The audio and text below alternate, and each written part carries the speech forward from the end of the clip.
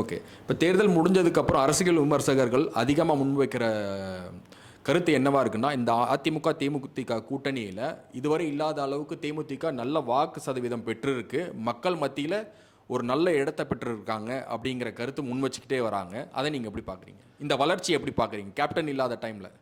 Captain இல்லாமல் இது தேர்தலை சந்திச்சதில் உண்மையிலேயே நம்ம இந்த கூட்டணி நீங்கள் திமுக பார்த்தீங்கன்னா பல்வேறு கம்யூனிட்டி பல்வேறு கட்சிகள் சேர்ந்து ஒரு பலமான கூட்டணி அமைச்சிருக்காங்க.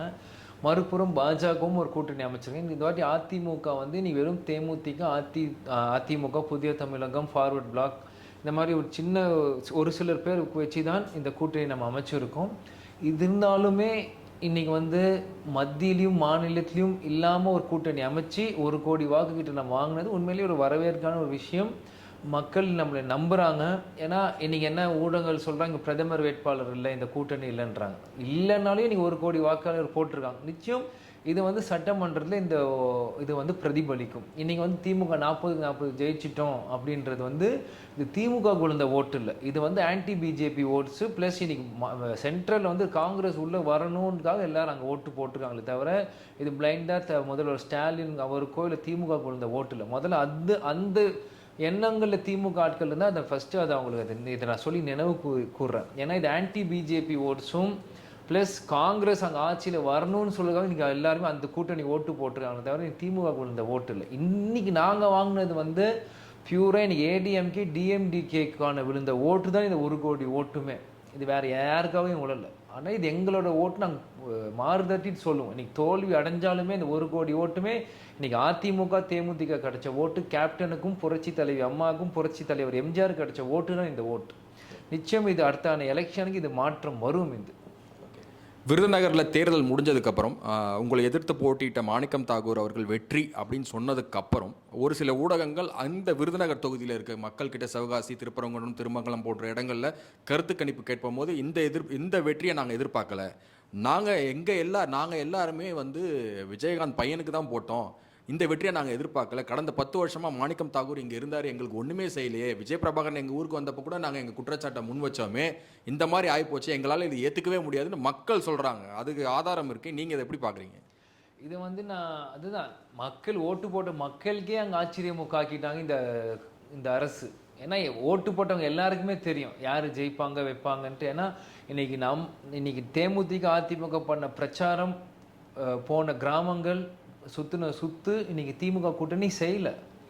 இது ப்ரூஃப் யார்கிட்டனாலும் நீங்கள் எடுக்கலாம். ஏன்னா நம்ம போன இடங்கள் அவ்வளோ இடங்கள் நம்ம பிரச்சாரம் செஞ்சோம், மக்களை சந்தித்தோம், ராப்பகலாக உழைச்சோம்.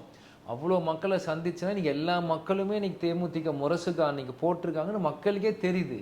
இது மீறி இது ஜெயிக்குதுன்னா இது சூழ்ச்சி, இது ஏதோ நடந்திருக்கு, ஒரு தப்பான விஷயம் நடந்தாலும் மக்களே இது ஃபீல் பண்ணி நீங்கள் அவங்களோட குறை ஒரு புலம்பல் ஆயிடுச்சு நீங்கள் விருதுநகரில் யாருமே. ஏன்னா நான் ஜெயிச்சு எலெக்ஷன் முடிஞ்சு நான் ஹோட்டல் விட்டு வெளியே வரேன், விருதுநகரை விட்டு.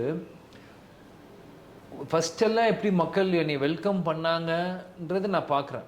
இந்த வாட்டி வெளியே வந்து மக்கள் ஏதோ அவங்க என்னை தப்பு பண்ணிட்டாத மாதிரி என்னை பார்க்குறாங்க.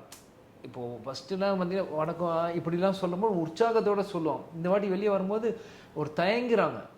அவங்களுக்கே புரியல, ஏன்ப்பா உங்களுக்கு தான் நான் ஓட்டு போட்டேன், ஏன்ப்பா தோத்துட்டு போகிறேன், நீ தோத்துட்டு விருதுநகர் வெளியே அந்த ஒரு மனநிலையில் எல்லாருமே இருக்காங்க. ஒரு ஆச்சரியத்தில், ஒரு கில்ட்டி கான்ஷியஸில், குற்ற உணர்வோடு எல்லாம் பைக்கில் தாண்டிட்டு போகிறவங்க. இப்போ சிக்னலில் நிற்கிறோன்னா கண்ணாடி தட்டுவோம், கை கொடுப்பாங்க, நீங்கள் ஜெயிச்சிருவீங்கன்னு இவ்வளோ நாள் இன்றைக்கி வணக்கம் தம்பி எதுக்கும் ஃபீல் பண்ணாதீங்க, நாங்கள் எல்லாம் உங்களுக்கு தான் போட்டோம், ஏன் இப்படி ஆச்சுன்னு எங்களுக்கே புரியலன்னு இன்றைக்கி அந்த விருதுநகர் பாராளுமன்ற தொகுதி முழுவதுமே நீங்கள் அதான் பேசிகிட்டு இருக்காங்க. அதுதான் யாருக்குமே புரியல. இதுக்கு அந்த ஆட்சியாளர்களுக்கும் கடவுள் தான் தெரியும் என்ன நடந்ததுன்ட்டு. நிச்சயம் ரீகவுண்டிங் தோட்டா அது வேற, ஜெயிச்சிட்டா இவங்க எல்லாம் என்ன பண்ணுவாங்க நம்ம வெயிட் பண்ணி தான் பார்க்கணும். இந்த ரீகவுண்டிங் தொடர்பாக கட்சியினுடைய பொதுச் செயலாளர் அவர்களும் திருமதி பிரேமலதா விஜயகாந்த் அவர்களும் நீங்களும் பத்திரிகையாளர் சந்திப்பு நடத்திக்கிட்டு இருக்கும் போதே பேரலாக ஒரு ஊடகத்தில் மாணிக்கம் தாகூர் பேசுகிறாரு. இவங்களால தோல்வியை ஏற்றுக்க முடியல, இவங்க சாதி அரசியல் பண்ணுறாங்க, இவங்களால தான் விஜயகாந்த் அரசியலே பாலா போயிடுச்சு, இப்படிங்கிறது தனிப்பட்ட முறையில் தாக்குதல், அரசியல் ரீதியாக இல்லாமல் தனிப்பட்ட முறையில் பொதுச்சாலையாளர் அவர்கள் மீது குற்றச்சாட்டு வைக்கும்போது நீங்கள் எப்படி பார்க்குறீங்க? இல்லை, இது உண்மையிலேயே நான் வன்மையாக கண்டிக்கிறேன். மாணிக் தாக்கூர் அவர் மேலே வன்மையாக கண்டிக்கிறேன். ஏன்னா இன்றைக்கி நாங்கள் தனி மனிதர் தாக்குதல் நாங்கள் இன்றைக்கி மானிய தாக்குறோம் மேலே பண்ணலையோ, யார் மேலேயும் நாங்கள் பண்ணல. நாங்கள் பொதுவாக தேர்தலில் ஒரு குறை நடந்திருக்கு, அது என்ன எலெக்ஷன் கமிஷன் முறையாக தான் நாங்கள் கேட்குறோம். அதுக்கேற்ற மாதிரி முறையாக அண்ணன் மாணிக்க தாக்கூர் பதில் சொல்லணும். அதை விட்டுட்டு வந்து தனி மத தாக்குதல் வந்து கேப்டனோட அரசியல் வாழ்க்கையை காலி பண்ணி தேவையில்லாம் ரொம்ப தவறாக பேசியிருக்காரு. ஏன் அப்படி பேசினாருன்னு எனக்கு ஒரு பயத்தின் வெளிப்பாடாக தான் அதை நான் பார்க்குறேன். ஒரு வேலையும் ரீகவுண்டிங் போனால் மாட்டி போன்ற வெளிப்பாடாக தான் பார்க்குறேன். அது உண்மையிலே தவறு அவர் பேசினது. ஏன்னா இன்னைக்கு நம்ம சாதி அரசியல் முன் வச்சு பிரேமலதாவோட வியூகம் தோத்துருச்சுன்றார். அது உண்மையிலே கண்டிக்கிறேன். சாதி அரசியலை முறியடிச்சதே கேப்டன் தான். 2006 விருதாசலத்தில் நின்று ஜெயிச்சு ஒரு எம்எல்ஏ வெளியே வந்தது கேப்டன். அன்னைக்கு அவர் ஏன்னா தேமுதிக வந்து எந்த சாதியும் இல்லாமல் பொதுவான ஒரு கட்சி இந்த கட்சி. இன்னைக்கு அவங்களுக்கு எல்லா மதம் எல்லாம் தாண்டி கேப்டன் வந்து ஒரு பொதுவான ஒரு தலைவர், சாதி மதம் எல்லாத்தையும் கடந்து அப்பாற்பட்டு பொதுவான ஒரு கட்சி, பொதுவான தலைவர் கேப்டன். அந்த வழியில நாங்களும் வரோம்.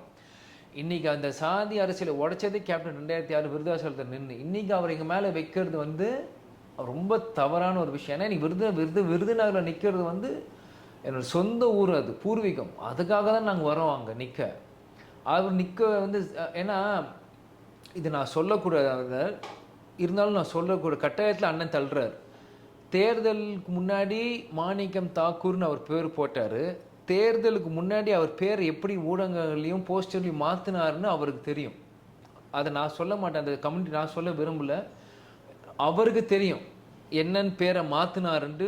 ட்விட்டராக இருக்கட்டும், ஃபேஸ்புக்காக இருக்கட்டும், அவர் போடுற பேம்ப்ளெட்ஸாக இருக்கட்டும், போஸ்டராக இருக்கட்டும், மாணிக்கம் என்ன தாகூர் போல் என்ன பேர் போட்டாருன்னு அங்கே இருக்க எல்லாருக்குமே தெரியும். அதனால சாதி அரசியலை வந்து எங்கே நோக்கி வைக்காதீங்க, முதல்ல உங்களை நோக்கி அந்த கேள்வியை வைங்க. விருதுநகரை தாண்டி அவர் சாதி அரசியல் சொல்கிறாருல்ல, விருதுநகரை தாண்டி அவரை வந்து வெளியே நிற்க சொல்லுங்கள் பார்ப்போம். விருதுநகரை தாண்டி வெளியே நிற்க சொல்லுங்கள். நானும் நிற்கிறேன், தமிழ்நாடு எங்கே வேணாலும் சொல்கிறேன், நானும் நிற்கிறேன், அவரும் நிற்கட்டும். சாதி அரசியல் ஜெயிக்குதா கட்சி ஜெயிக்குதான்னு பார்ப்போம். இல்லை, தொடர்ந்து 10 வருஷம் அங்கே அவர் எம்பியாக இருந்திருக்காரு. ஆனால் மக்கள் கேட்ட எந்த கோரிக்கையும் அவர் நிறைவேற்றலைன்னு மக்களே சொல்கிறாங்க. அவர் அதுக்கிட்ட ஊடகங்கள் அவர்கிட்ட பதில் கேட்கும் போது நாங்கள் கேட்டோம், அங்கே மோடி சைட்லேருந்து ஒன்றும் நகர்த்தலை அப்படிங்கிறாரு. இந்த நகர்வை நீங்கள் எப்படி பார்க்குறீங்க? இப்போ திருப்பி அவர் எம்பியாகவே ஆயிருக்காருங்க. நான் விசாரித்த வரைக்கும் உங்களுக்கு பிடிக்கலையோ வருஷம் 5 crores வந்து ஒரு எம்பிக்கு அலாட் பண்ணுற அமௌண்ட். 5 வருஷத்துக்கு 25 கோடி, 10 வருஷம் இருந்ததுக்கு 50 கோடி ரூபாய் அலாட் பண்ணியிருக்காங்க. அந்த 50 கோடிக்கு அவங்க மக்கள் வந்து உங்களுக்கு வந்து அரண்மனை கட்டி கொடுங்க, எங்களுக்கு புதுசு ஐடி கம்பெனி கொண்டு வாங்க, எங்களுக்கு அவங்க ஒன்றும் பெரிய மாற்றங்கள் மக்கள் யாருமே அங்கே கேட்கல. சாமானிய மக்கள்கள் வந்து எங்கள் ரோடு வசதி வேணும், எங்களுக்கு டாய்லெட் கட்டி கொடுங்க, எங்களுக்கு வந்து ஒரு சமூக கூடம் வேணும், எங்களுக்கு ஒரு சின்ன கோயிலுக்கு நிதி வேணும், இந்த மாதிரி சின்ன விஷயங்கள் தான். விருதுநகரில் அடிப்படை தேவையானது டாய்லெட் கூட கிடையாது, டாய்லெட் கூட இல்லை, பல கிராமங்களில் டாய்லெட் கூட இல்லை. இந்த மாதிரி அடிப்படையான வசதி தான் மக்கள் கேட்குறாங்க. அங்கே வந்து நம்ம போய் புதுமையாக எதுவுமே பண்ண வேணாம். ஃபஸ்ட்டு அவங்களோட தேவை என்ன, அந்த பேசிக் நீடு அவங்களுக்கு பூர்த்தி செஞ்சாலே அவங்களுக்கு கடந்த 40-50 வருஷம் அவங்களுக்கு கனவு அவங்க நிறைவேறும். அதுக்கப்புறம் நீங்கள் புதுசு கொண்டு வாங்க வேணாம். இந்த 10 வருஷத்தில் அவர் அதை கூட செய்யலை. அது கூட அவர் செய்யலை. ஏன்னா நீங்கள் பார்த்தீங்கன்னா அவரோட ஃபேஸ்புக்காக இருக்கட்டும் எதுவாக பார்த்தீங்கன்னா எல்லா இடத்துலையுமே பூமி பூஜை தான் போட்டிருக்காரு. ஆனால் எத்தனை விஷயங்கள் முடிச்சாருன்னு தெரியாது. அங்கங்கே ஒரு bus stand 2 bus stand starting மட்டும் தான் இருக்குது, ஃபினிஷிங் இல்லை. ஸ்டார்டிங் தான் இருக்குது, ஃபினிஷிங் இல்லை. நீங்கள் சொல்கிற மாதிரி அதுதான். ஓப்பனிங்லாம் நல்லா தான் பண்ணுறாங்க, ஆனால் ஃபினிஷிங் சரியில்லை, அப்படி தான் இருக்குது. அந்த மாதிரி மக்கள் தான் இது அவங்க கேள்வி கேட்கணும், என்ன தான் பண்ணுறாருன்னு பார்ப்போம். இப்போ நான் கண்டிப்பாக குரல் எழுப்பேன், மக்களுக்காக நான் குரல் எழுப்பேன். எதுவாக இருந்தாலுமே மக்களுக்கு நம்ம போய் வேண்டியது செய்யணும். இது 10 வருஷமாக கிட்டத்தட்ட 50 கோடி ரூபாய் எம்பி ஃபண்ட் இருக்குது. அது பிஜேபி நினச்சாலும் தடுக்க முடியாது, அது கொடுத்து தான் ஆகணும். அது என்ன செஞ்சாங்க மக்களுக்கு? அதுக்கு இருக்கணும்ல, எதுவுமே பண்ணல. 50 கோடி பஸ் ஸ்டாண்டுன்னு ஒன்று கட்டினாங்க, எங்கே இருக்குது?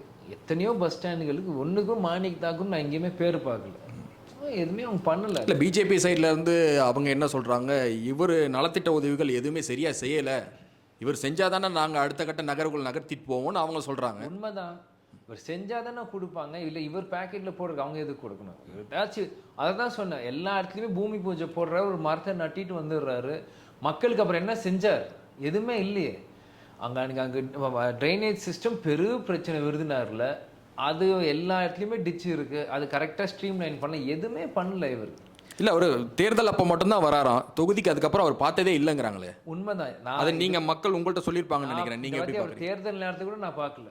இந்த வாட்டி நான் உண்மையிலேயே சொல்கிறேன், அவர் சும்மா அவர் தாக்கணும்னு உண்மையிலேயே அவர் தேர்தல் நேரத்தில் நான் எங்கேயுமே திமுக காங்கிரஸ் கொடியை நான் பார்க்கல, எங்கேயுமே மாணிக் தாகூர் பிரச்சாரம் செஞ்சு நான் பார்க்கல. பிஜேபி ஆச்சு 3 வாட்டி என்னை எதிர்த்து வந்தாங்க பிரச்சாரம் செய்யும்போது, கிராஸ் பண்ணோம்.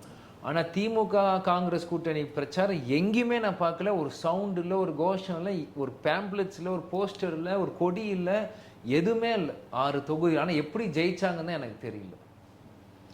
அது உண்மையிலேயே அங்கே இல்லை. நான் குறை சொல்லணுன்ட்டு இல்லை, அங்கே உண்மையிலே இல்லை. அங்கே பேருக்கு ஒரு ஆஃபீஸ் போட்டாங்க, அந்த ஆஃபீஸ் வெளியே கூட்டம் நிற்கும். பிரச்சாரமே அவங்க செய்யலை. விருதுநகரில் எங்கே இருந்தாங்கன்னு தெரியல. கடைசி நாள் விருதுநகரில் மட்டும்தான் ஒரு ரோட் ஷோ பண்ணாங்க. அவங்க பிரச்சாரம் செய்யல, பட் வந்த தகவலின் பட வீடு வீடாக அந்த 1 லட்ச ரூபாய்க்கு சைன் மட்டும் வாங்கியிருக்காங்க. அது இல்லாமல் எல்லா கவுன்சிலருங்களை விட்டு வீடு வீடாக 200 ரூபா கொடுக்க வச்சிருக்காங்கன்ற மாதிரி வீடியோ ஆதாரங்கள்லாம் வந்திருக்கு. அது நீங்களும் பார்த்துருப்பீங்கன்னு நினைக்கிறேன். மகாலட்சுமி திட்டம்னு 1 லட்ச ரூபாய் இருக்குது. அது அவர் மேலே தகுதி நீக்கம் செய்யணும்னு கேஸும் நடந்துட்டு இருக்கு. இது சுப்ரீம் கோர்ட் கவர்னர் கொண்டு போய் தகுதி நீக்கம் செஞ்சால் அதுக்கான அதோட பெரிய வரவேற்பு எதுவுமே இருக்காது விருதுநகர் மக்களுக்கு.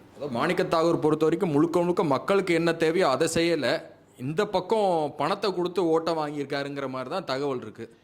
அதுதான் அப்படித்தான் தெரியுது. ஆனால் அங்கே இருக்க மக்கள் நாங்கள் அவருக்கு ஓட்டே போடலைங்கிறாங்களே. இவங்களே போட்டிருப்பாங்க. மக்கள் ஓட்டு இவங்க பிடிங்கி போட்டிருப்பாங்கன்னு தான் இருக்கும். இது அது அப்படி தான் அந்த வெளிப்பாடு தெரியுது. வேற எதுவுமே இல்லை இது.